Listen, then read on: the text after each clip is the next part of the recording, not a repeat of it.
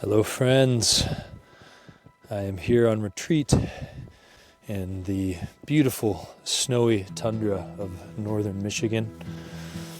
I was not expecting to do a video while I was here, but as fate would have it, the file of my raw recording of my video that I shot before coming up here was vaporized into the digital stratosphere, and I was left crestfallen and more than a little frustrated, and decided that the best thing to do was to just give it another go and try to do something a little bit more off the cuff and exercise my spontaneity muscles and my go with the flow mojo. So here we are, and the title of the video, the basic theme of the video, is around how taking your music seriously can level up other areas of your life. And the intro went something like this. If you feel like your life is coming apart at the edges a little bit, could use a little tightening up, if you're struggling to stay on the self-improvement, personal development, atomic habit train, and you're a musician, and you've been feeling the desire to take your music more seriously, then this video is for you. I made the decision to take my music more seriously about 10 months ago. And about 6 months ago, I decided to face my fear of performance head on. And in the past 6 months, I've done about 20 open mics. I had my first solo show last month. I've got my next solo show scheduled next month. And I'm in the process of putting together a band.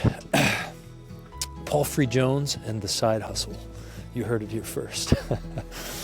Got a fantastic bass player I've been talking to, and guitarist to play lead, all in conversation on this. So it's very exciting. And one of the things that I have found and been surprised to find is that as I have made this decision and made this commitment, there have been other areas of my life where things have just gotten, as I said, more kind of tightened up my ship, as it were. And also, there have been ways in which that I have improved very noticeably as a person. And this is really a theme that you find in a number of different arenas. It's a kind of domain mastery and self-mastery dynamic, where when you pursue mastery in a particular domain, it translates to at least some degree of self-mastery and can be taken as a tool or a means of pursuing self-mastery. You see this a lot in the martial arts. You see this in things like surfing. See it in things like motorcycle maintenance. And in our case, we're talking about music. And so I want to share with you our 3 arenas in my musical pursuit that have very substantially changed my life just in the short period of time in the last 6 months. So let's go cozy up by the fire and have a little fireside chat. So this is the incredible yellow dog yurt that I've been so blessed to have found. Back in the corner here, you probably can't see in the shadows, there is a violin case. So whoever owns this place is a musician. So there's a lot of good mojo here. All right, fire's blazing. Got a nice hot cup of tea, and we can settle in here to my reflections on learnings in the past 6 months. And by the way, as I come to sit down, I'm seeing my notebook here. I've got a fourth a fourth lesson that I have learned that I'm going to share as a result of this very experience of losing this file. And it's translated into a song. But let's begin with these three arenas in this musical pursuit that have really gifted me the most insight and learning. The first is the arena of performance. And this is a pretty obvious one, where when you find yourself faced with the kind of anxiety and sheer terror that I used to have in a performance setting, when you learn how to face that and step into the performance anyway, and you do that again and again and again, eventually you develop a kind of fortitude and a kind of self-confidence that allows you to have those feelings and have all of the reasoning going on in your mind why nobody's going to miss you if you don't show up, you don't have to do this thing, you know, all of that kind of thing. To have that all of that happening and still go and do the thing anyway.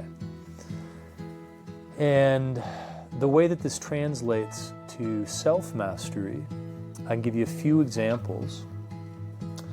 One happened about 3 or 4 weeks ago. I was walking into a cafe where I've been doing a lot of computer work, and there was a beautiful woman sitting at the bar top. There's like a bar area around where the barista is. And we kind of made eyes and kind of had a moment. And I said, I want to go talk to this girl. And so, of course, I went directly to the bathroom instead of going to talk to her. But while in the bathroom, I mustered up the courage to go and talk to her. And the feeling that I had in that bathroom was exactly the same as the feeling that I have, especially in the earlier days, but that I still have to some degree before going up for an open mic. And I was able to, you know, have all of those feelings, have the nerves, have the anxiety, and walk up to her and introduce myself and talk to her and ultimately get her number and ultimately go out for a date with her the night after. I attribute this directly to this muscle that has gotten stronger as a result of getting on stage and performing. So that's one example. The second example would be this video right here and starting this YouTube channel. You know, when you are on the other side of the screen watching a video, especially from a creator who is just getting started, as I am, and you are used to watching videos from creators who have, you know, $1 million budget, they've got, you know, 5 years of experience under their belt, and they're just crushing it. They've got everything dialed in. In comparison, oftentimes you see something like this, and you're like, oh yeah, that's good, that's fine, you know, that's okay. Likewise with music. If you're used to listening to highly produced music of professional studio musicians, and then you go to see a live show, a local act, it can be very easy to kind of be like, I don't get it, I don't understand, it's not that good. But for anybody who's been on stage in that kind of a situation, or anybody who's started a YouTube channel knows, when you get this little red light flashing at you, it's not that easy. It's actually really challenging. So I attribute also the start of this channel to this kind of commitment to act in the face of the fear. And the habit, it's kind of like a habit where it's like, okay, if you feel this, then you do it anyway. Okay, well, if you feel this, then you do it anyway. It's kind of like the ultimate cold shower. You know, they talk about taking a cold shower in the morning so you can flex this muscle of doing something uncomfortable. Doing open mics is like the ultimate cold shower. It's like you're flexing that muscle of having everything inside of you saying, run, find the exit, go the other way. And you push through that and do the thing anyway. Those are a few examples of how choosing to conquer the performance anxiety and leveling up your game in that way in the specific domain of music can lead to a certain improvement in one's self and one's life. The second arena that I have found has been really influential and had a profoundly positive impact on my life has to do with discipline and sacrifice. So anybody who's been to an open mic knows there are a lot of people who are going there and getting up on stage and just letting loose, and they don't really care too much about what anybody thinks or anything else. They're out there having a good time, and that's perfectly fine. It's an open mic. That's what open mics are there for. However, there are those of us who have a certain bar that we set for ourselves, and we want to do justice to the music as best we can. Unless you are somebody who has been, gigging and you've got tens of thousands of hours of experience under your belt, then you're going to have to put in some serious time in order to level up your game to where you feel good about it, where you can get up on stage and you can feel good about what it is that you're performing. And so if you're spending a couple hours a day practicing, it means you're not spending those couple of hours doing other things. And if you connect the dots between staying up late the night before or having alcohol or whatever else that makes you show up kind of hazy and fuzzy, you realize that you're not able to really move the needle. It's a kind of wasted time in the practice room. And so you end up shoring up weaker links in your lifestyle and doing what you need to do to make sure that you're able to get good, solid, consistent practice time. So there's an old adage I'm sure you've heard that the way that somebody does one thing is the way they do everything. And this is really the principle at work here. I think that leveling up my game on the music front has led to just an overall tightening up around fitness. It's led to an overall tightening up around my business pursuits. It's led to a tightening up just around my life and my lifestyle, my schedule, my sleep schedule, and everything else in general. So the tide riseth and lifteth all boats. And the third arena, and this will tie in to this fourth arena as well, this is kind of the bonus lesson here, has to do with creativity. And this is something that I've experienced more in the past and am looking to lean into more, which is the way in which creativity also leads to personal transformation, personal growth, insight into oneself and one's relationship with the world, and so forth. Now, creativity is not something that's easily defined. It's not something that's easily contained. We've talked about performance. There's an element of creativity in how somebody shows up on stage. As I have been through much of my musical life, really kind of locked up on stage, you're losing some kind of expressivity in the process. And that you could say is a kind of creative expression. You're not allowing that creativity to express itself in the moment in performance.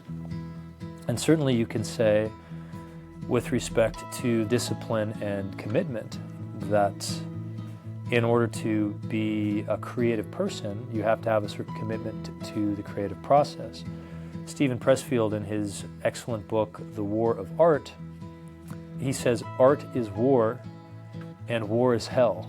And what he's getting at there is, usually we think of art and the artistic life, whatever that is, but living in some kind of a commitment in some fashion to one's artistic expression is just this kind of free-floating, fun-loving, happy-go-lucky kind of existence. When in fact the reality is, as he says, everybody wants to be a writer, but very few people have the commitment to actually write.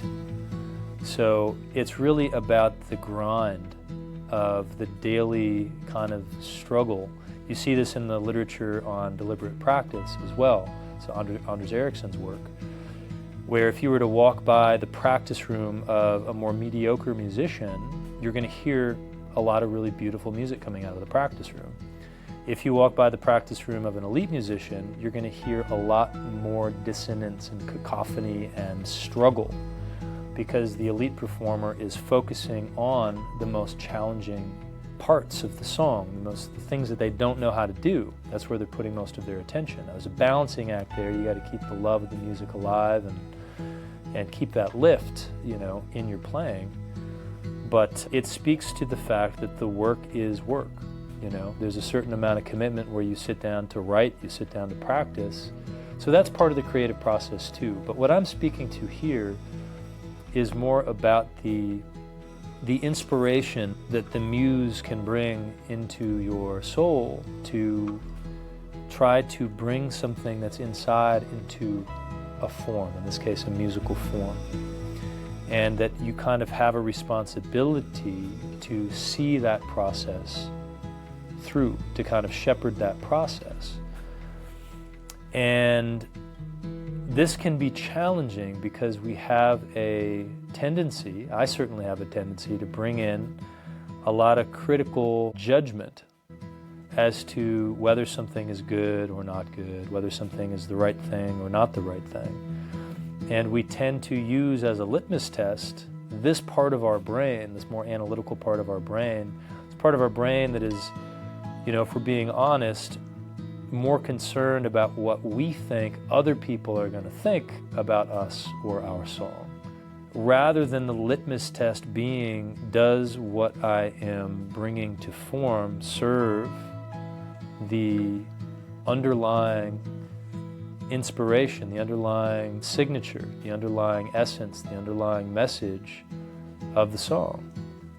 And of course, anybody who's gone through a creative process like this, whether it's writing or music or art of any kind, knows that there is a time and a place for the editor. There's a time and a place to be critical and to, cut and leave things on the editorial floor. But there has to be a commitment to the essence of the song, which, since it's coming from you, is a commitment to your own self. It's a commitment to being authentic. It's a commitment to being yourself, essentially. And then when you see that through to performance, to sharing that song with somebody, you are flexing a muscle. It's kind of like when Dylan went electric, when he started playing with the band and was going around to all of these shows where everybody was booing them. Every show they would go to, people would boo and throw things and get up and leave. And he knew, and over time the band knew, that what they had was something, and it was something that was worth bringing onto the stage. And it wasn't them that needed to change, it was the world that needed to change, and eventually the world did change. So it's that kind of commitment that galvanizes you as a human being as you really take stock of what it is that needs to be expressed, and really staying true to yourself, staying true to the art, staying true to the craft. So the fourth bonus lesson here has to do with letting go of attachments. So I had this file. It was a 50-minute file, 50 minutes of raw footage that I was going to edit down. And I went through the whole process. I won't bore you with the details, but as I was uploading this into the editor, after having cleared out my micro SD card to go back into the camera, as I was uploading it, it showed underneath the video that there was 5 minutes of video. I'm like, what the hell is going on here? It should be a 50-minute video. So, long story short, it was a rookie mistake on my part, new equipment, and it was lost. The file was lost, and it was something that I had spent 2 days working on. And obviously there was that feeling of like, oh my God. But within 10 minutes, I was like, it actually would be kind of cool to take some footage from being up at the yurt and just try to turn this into something where it's not as controlled, it's not as contrived, it's not as packaged. So there was immediately this like, okay, well, let's see what the opportunity is here. And this speaks to something that a friend and mentor of mine has said about the creative process, is that we really only are responsible for the work that goes into the thing. Once we put the thing out there, it's not really ours to concern ourselves with. We have to concern ourselves with what goes into it. And even though I wasn't able to ship it, it's the same kind of thing. It's kind of like, okay, well, I put all this into it. And what I realized is that that work instilled something in me that endured the loss of that file, right? And so that's kind of what this song is about. And I guess just to tie things together about how this relates to music, when you're performing, when you're starting out, as I've been, getting on stage, you're gonna mess up. You're gonna mess up big time, and you're gonna mess up pretty frequently. And what I've learned is that the sooner you can collect yourself and pull yourself back into a place where you can be in the music, the better. I mean, it sounds simple, but that's really what it's all about. And so if you completely mess up horribly, the sooner you can just kind of let it go and get back into the feel of what's going on, the better off everything's going to be. So if you mess up a song, being able to come back and play the next song with a fresh start. If you mess up your set, getting back up on stage the next week and starting over fresh, letting it go as soon as you can. It's the same kind of feeling here. So I'm attributing at least some of this rapid rebound to this exercising of the letting go that has been part of this journey for me in the realm of music. So really what we're talking about with all of these things, we're talking about a self-overcoming. This is a process of self-overcoming. It's a process of self-sacrifice, ultimately. We are taking the self that we have been up until now, the self that plays it safe, paints inside the lines, plays by the rules. We're taking that self and we are pushing it into the fire. And this fire is the crucible of self-mastery. And when we're talking about self-mastery, we're talking about the same thing really that Maslow talked about when he was talking about self-actualization. So what does Maslow say about self-actualization? He talks about choosing growth over fear, right? So you're afraid of this thing, but you know if you do the thing anyway, you're going to grow. He talks about pursuit of passions. Are you passionate about music? There you go. He talks about mastery of a creative process, like music being something that's good for our esteem, it's good for our self-confidence, it's good for our overall sense of self-efficacy. And so what we have to think about when we're thinking about what Maslow was putting out there around self-actualization is what is at stake if we don't answer the call. What's at stake if we're feeling this desire, we feel called in some way to pursue our music, and we don't do it? Well, on the one hand, there is something very personal at stake that has to do with essentially the mere image of not developing these capacities I'm speaking to, of not self-actualizing. But there is also something at stake with respect to what it is that you're bringing to the world. And I think this is really important to consider. And I want to exemplify this with a story that I'll leave you with that helped bring this into focus in my life. So there's a man who's a great friend of the family. He's been in my life since I was a boy and has been somebody who has been incredibly influential in my life in a variety of ways. He was just diagnosed with stage 4 cancer about a year ago.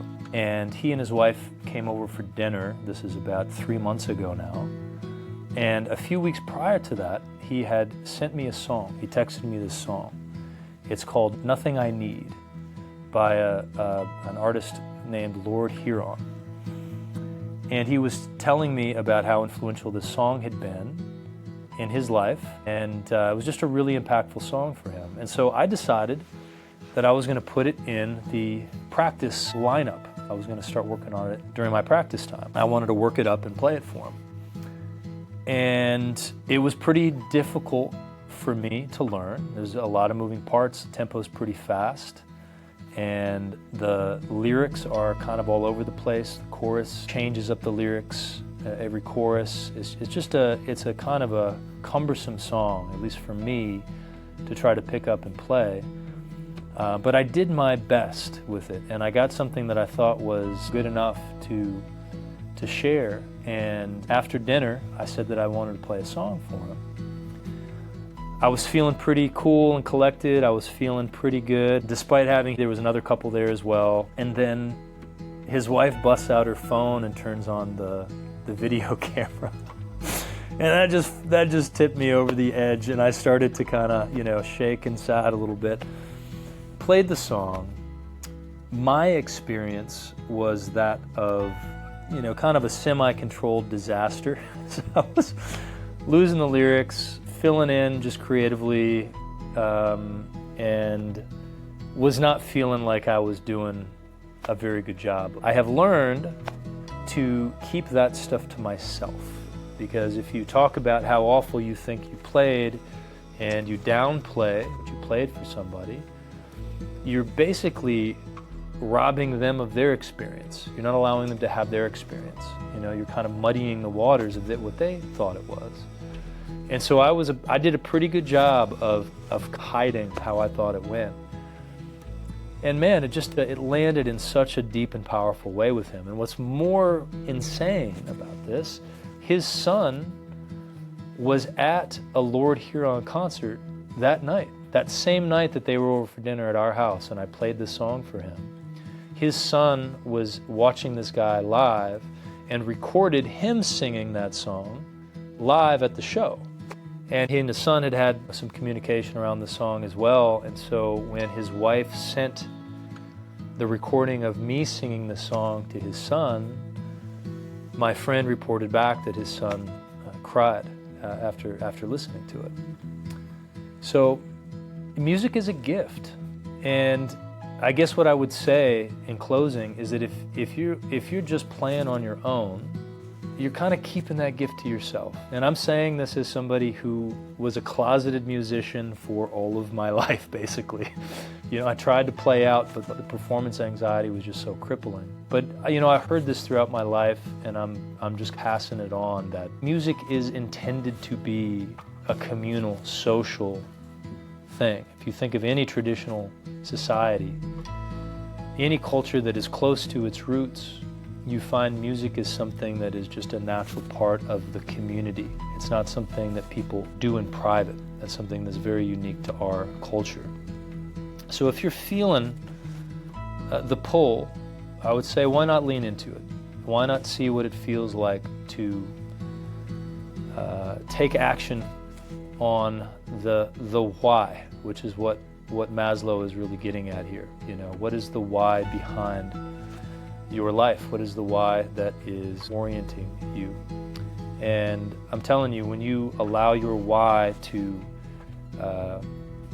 reach out and touch somebody, it's kind of a game changer. It all kind of makes sense once you make that contact between somebody who's a listener and yourself as an aspiring musician. So with that, I would like to play you this song. This is Fresh as It Comes. As I said, I just wrote it this morning, so please bear with me. All right. Here is to lost treasures and the gifts they bring.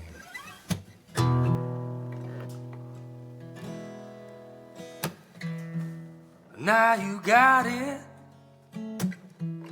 now you don't. Put all your blood and your sweat, now your tears sink in the boat. Just when I thought I lost it for that cold, hungry sea, I saw that it's all right here inside of me. And I got it all right here inside of me.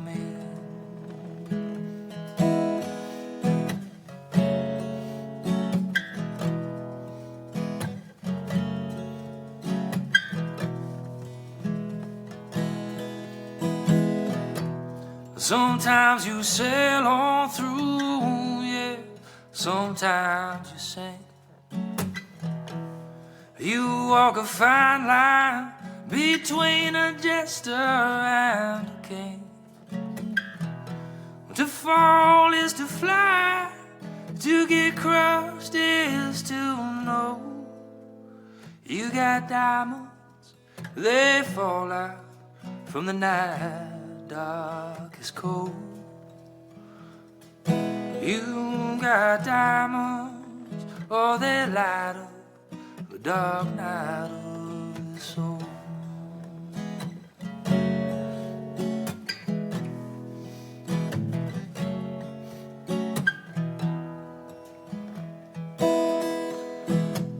So don't hold on too tight, my friend.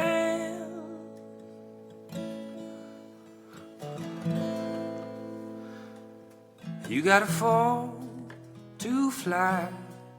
It's time to rise up again. It's just you falling to fly, just you dying to begin. I said you got it all right here inside you, my friend.